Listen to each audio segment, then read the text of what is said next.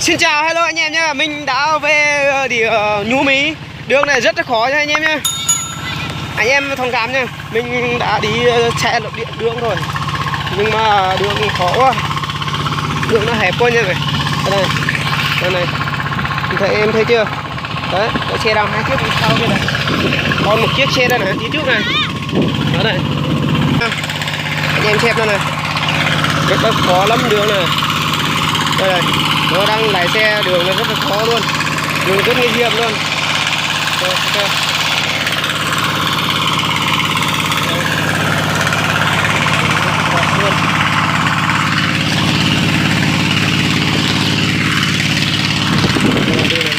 Đường dốc này.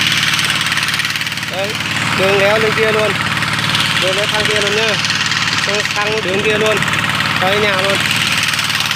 Mình đi ra luôn.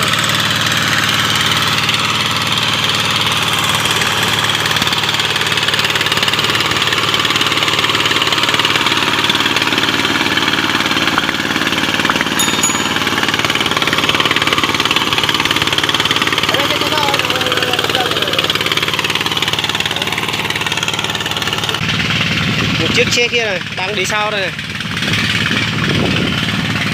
anh em xem nha, để con đá cho nó đi nhanh hơn.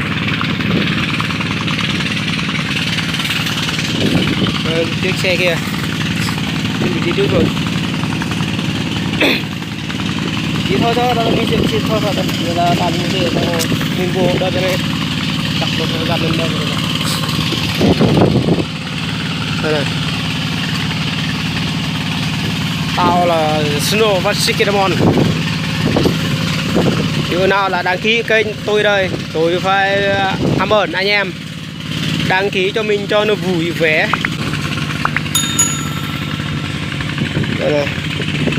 Xin chào, hello anh em nha. Xin chào bà con nhá, hẹn gặp kịp lại nha. Mình đã quay video đây. Một chiếc xe kia đang đi này, đang đi đường rất là khó nha.